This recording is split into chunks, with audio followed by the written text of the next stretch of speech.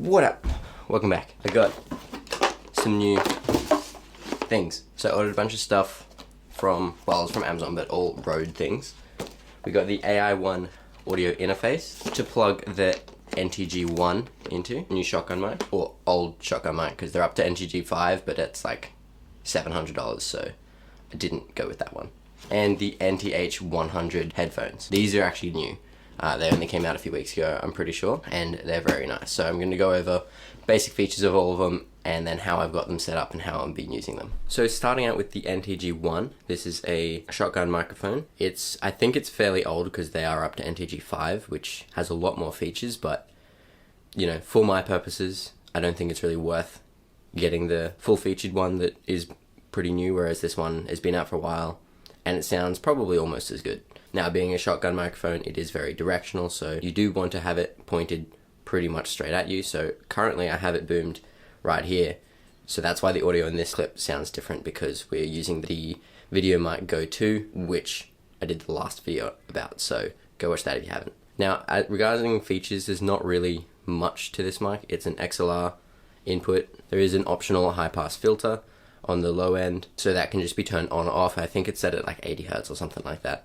I don't know, I just turned it on because it's generally a good idea, I think, to cut out that sort of frequency anyway. But there's not much really else to this mic. So I'm currently using it to film this video, except for this one clip, on a mic stand that I also got. It's just a cheap sort of stage looking mic stand. It also does come with one of the foam windshields, as most of the Rode shotgun microphones do, and I imagine most shotgun microphones would anyway. So it just slides on like that. This is what it looks like. While I'm using it, I don't really feel like this does much, but it's just sort of like, to me, more than anything, just protecting it from dust rather than wind, because there's no wind in my room, and I'm not close enough to it for plosives to really make a difference. So I just leave it on there mainly to protect it from dust, and so I don't have to store the windshield anyway. So I'm going to put it back up on the stand, and then we'll get onto the interface. Okay, the AI1 interface is what I have this shotgun mic plugged into. It has a single XLR input and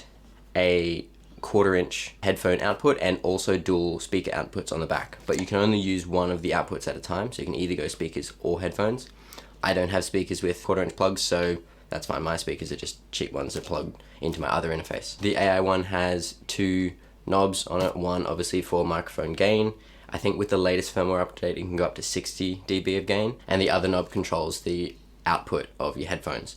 Now, one thing I noticed with the headphones, I'm not sure if it's the interface itself or the headphones themselves, but it is extremely loud. I have them turned almost all the way down, and it is plenty loud.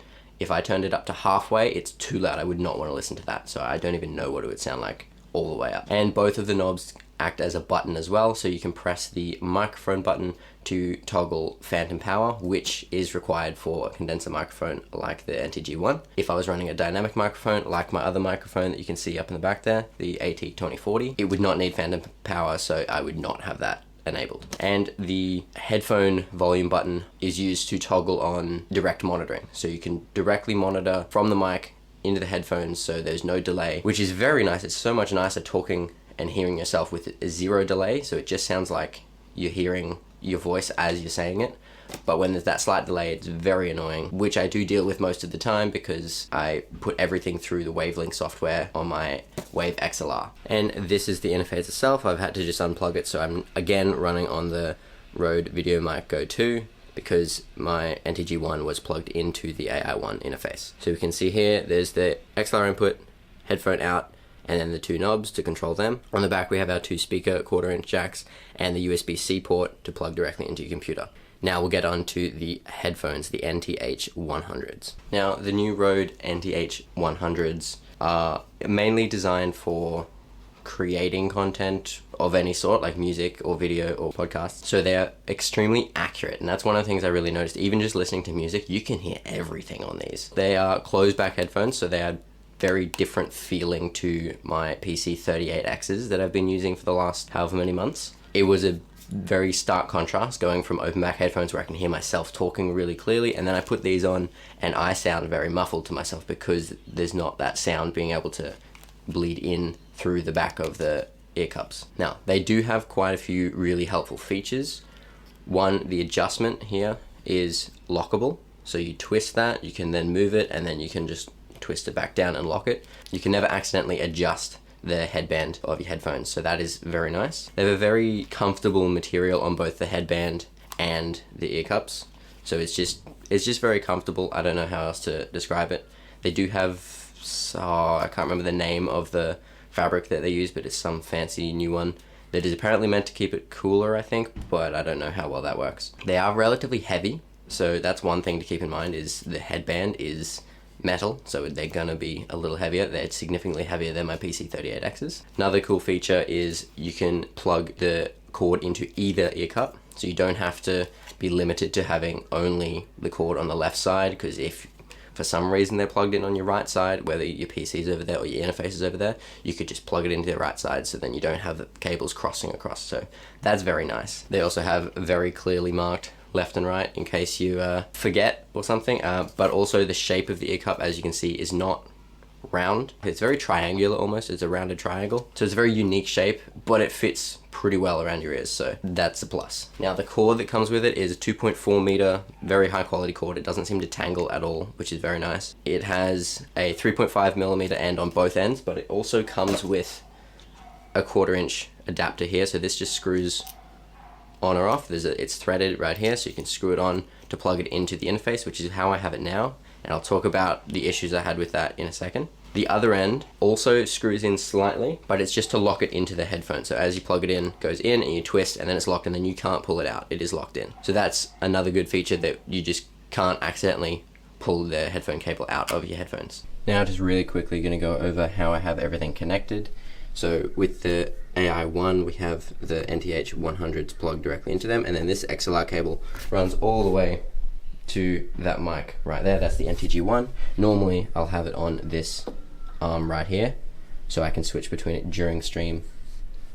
And then this is my original audio interface, the Elgato Wave XLR, and it has this microphone plugged into it, the Audio-Technica AT2040, as well as these speakers. So I can then control the speaker volume on this, rather than having to use this knob, because it's way easier to use this one.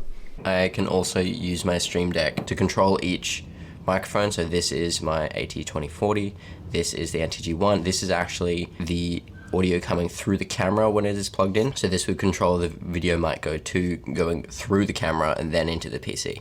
So I could technically use all 4 mics during a stream, or anytime I was just on my computer. Now I'm currently using the NTG1 as a boom mic when I'm filming these sorts of videos, because it would definitely have a better audio quality than the Video Mic Go 2 that I've got on the camera. But the Video Mic Go 2 will be any time that I'm not just standing here having the camera on a tripod. So anytime I need to move the camera around, or if I ever go outside, then that'll be on the Video Mic Go 2. But during my streams, I also use the NTG1 as my microphone when I'm doing my just sort of chatting section of the stream, when I'm not playing any games and just the whole screen is just the camera.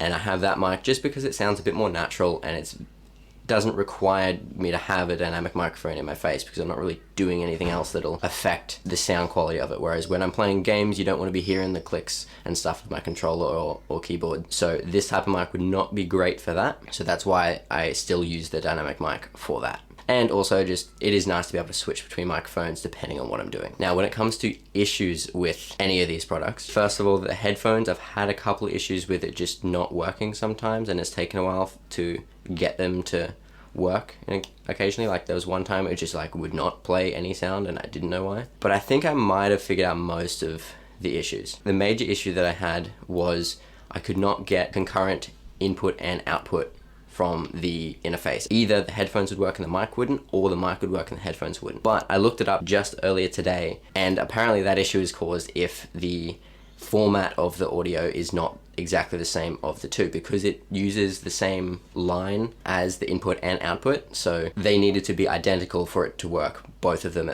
simultaneously. So I changed that, reset the microphone in Wavelength, and it works fine. So I can now have both the NTG1 and the NTH 100s plugged into the AI1 interface, and then use my speakers plugged into the Wave XLR along with the AT2040. Because before I looked this up and figured out what was wrong, I ended up not having any output plugged into the interface, so I just had the mic, and then the headphones were plugged into the Wave XLR, and then I plugged the speakers just into my motherboard headphone out. Now one of the other issues with this is the input and output are both on the front and the USB-C port is on the back. So it is annoying having these cords having to come out the front and then go back around, because I don't want this one to be coming out the front because it is so long. It does not need to be there because the headphones are right here. And then this is also a 6 meter long cable that is running then to the back of my computer, so it doesn't need to be coming out the front either. So it'd be nice if they had all the I/O in the back like the Wave XLR does. It see all those 3 cables coming out the back of it. So that would be one thing that I would say could be improved on the AI1. And yes, this sticker did just come with these products. I used it as a coaster. But as far as issues goes, that's about all I've had so far. We'll see if any other come up. I might mention them in the future. But overall, everything seems to be working pretty well. I'm really happy with, just upgrading stuff. It wasn't really necessary, but I did it anyway. I'm gonna be able to do a lot more now with this whole setup now that I can run a boom mic. This boom mic is like just barely out of frame, and it's probably much better audio than it would be if I was using the Video Mic Go 2 or especially the built-in camera microphone. But speaking of that, I am going to do a video very soon about comparing all of the mics I have, which I think totals about 6 or 7. So we're gonna have a look at all of them, see what they all sound like, and then what they can each be used for. But that is all for this video, so thank you for watching. Do all the things, subscribe, like, share, all that stuff. Come check out the streams Monday, Wednesday, and Saturday nights, and these new videos get posted every Thursday. So come back at all those times, and we'll see you in the next one. Bye.